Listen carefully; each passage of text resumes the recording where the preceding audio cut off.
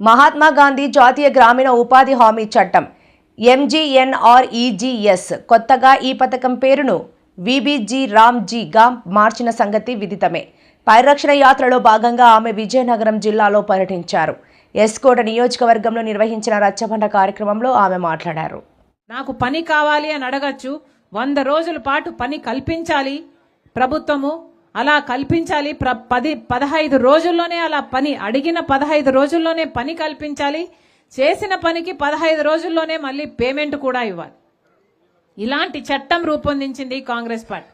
ఇది ఎంత అద్భుతమైన చట్టం అంటే, ఎంత అద్భుతంగా ఇది అమలయ్యిందంటే, దేశంలో ఇది మొత్తానికి అమలయ్యేసరికి కోట్ల మంది ప్రజలు ఉపాధి హామీ పని ద్వారా వాళ్ళ కుటుంబాలను పోషించుకోగలిగారు. అసలు ఇంత పెద్ద పథకం, కోట్ల మంది ఒక పథకంలో ఉపాధి పొందడము అన్నది ప్రపంచంలో ఎక్కడా లేదట.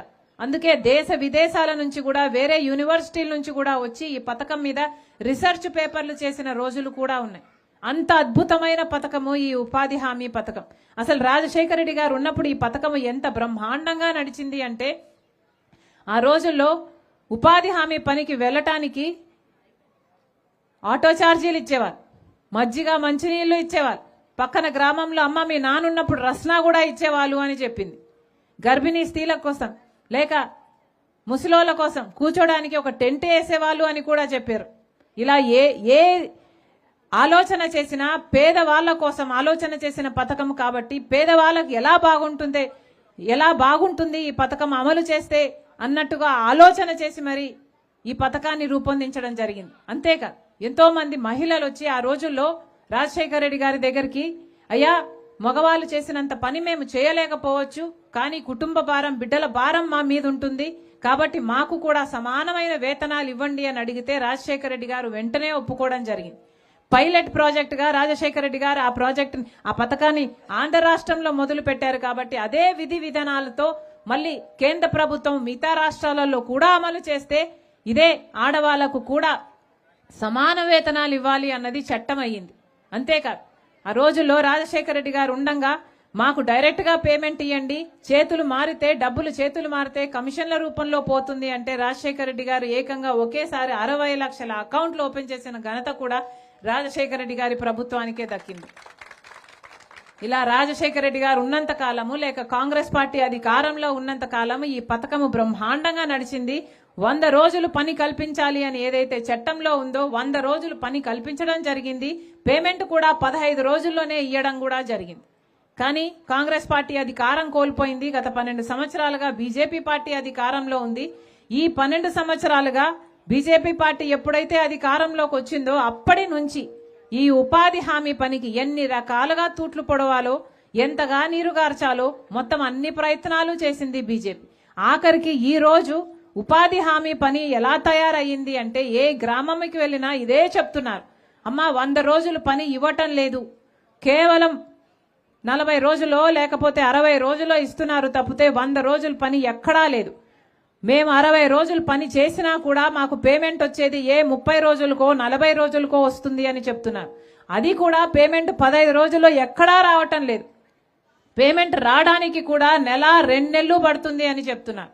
అంటే ఈ ఉపాధి హామీ పనికి ఎన్ని రకాలుగా తూట్లు పడవాలో, ఎన్ని రకాలుగా దీన్ని నీరుగార్చాలో అన్ని ప్రయత్నాలు చేస్తుంది బీజేపీ.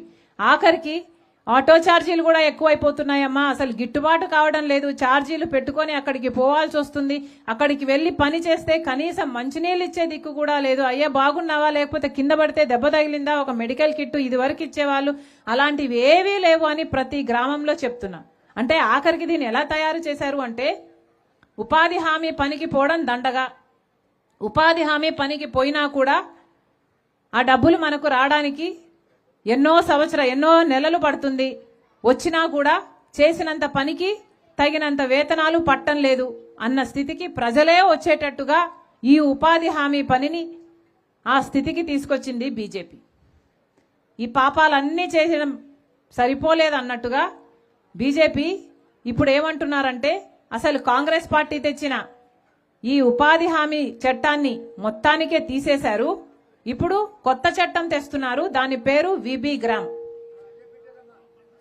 ఇంతకు ముందు ఇంతకుముందు కాంగ్రెస్ పార్టీ తెచ్చిన ఈ చట్టానికి మహాత్మా గాంధీ గారి పేరు ఉండేది. మహాత్మా గాంధీ జాతీయ ఉపాధి హామీ పథకం, గ్రామీణ జాతీయ ఉపాధి హామీ పథకం అని మహాత్మా గాంధీ గారి పేరుంటే ఆ పథకంని తీసేశారు.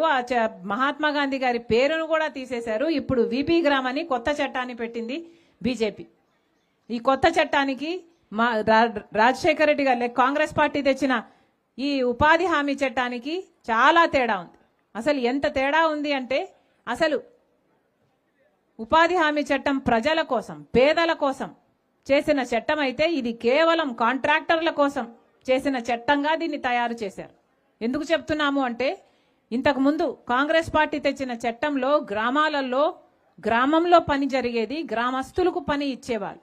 అంటే ఈ గ్రామంలో ఒక రోడ్డు కావాలా, లేక బావి కావాలా, లేక అంగన్వాడీ బిల్డింగ్ కట్టాలా, లేక పూడికలు తీయాలా అన్నది గ్రామ పెద్దలు నిర్ణయించుకుంటే ఆ గ్రామానికి కావాల్సిన అభివృద్ధి పనులు ఆ ఉపాధి హామీ పని ద్వారా చేయించేవాళ్ళు. అంటే గ్రామంలో పని జరిగేది. ఏదైతే మహాత్మా గాంధీ గారు కోరుకున్నారో, గ్రామ స్వరాజ్యం ఉండాలి, గ్రామానికి అధికారాలు ఉండాలి అని కోరుకున్నారో అవన్నీ జరిగేవి. అందుకే మహాత్మా గాంధీ గారి పేరు పెట్టారు, అంత పుణ్యమైన పథకం కాబట్టి.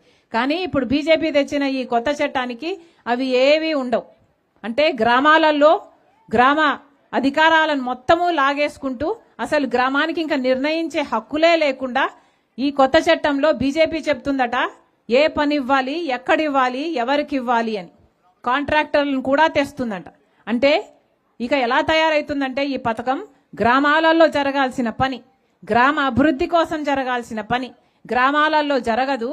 ఎక్కడో కాంట్రాక్టర్ పక్కన పని చేసుకుంటుంటే ఆ కాంట్రాక్టర్ కింద పని చేయటానికి, లేబర్ సప్లై చేయడానికి మాత్రమే ఈ ఉపాధి హామీ పని, దీన్ని ఇలా రూటింగ్ చేసే ప్రక్రియ జరుగుతుంది. ఇది ఎక్కడి న్యాయం అని అడుగుతుంది కాంగ్రెస్ పార్టీ. అంతేకాదు, ముఖ్యమైన అంశం ఏమిటి అంటే, ఇంతకుముందు పథకంలో మొత్తం డబ్బులు కేంద్ర ప్రభుత్వమే పెట్టుకునేది. కానీ ఇప్పుడు ఈ కొత్త చట్టంలో కేంద్ర ప్రభుత్వం అన్ని డబ్బులు పెట్టుకోదట. రాష్ట్ర ప్రభుత్వం 40% భారం భరించాలట. కేంద్ర ప్రభుత్వం కేవలం 60% డబ్బులే ఇస్తుందట. అసలు నిజానికి వాస్తవానికి మన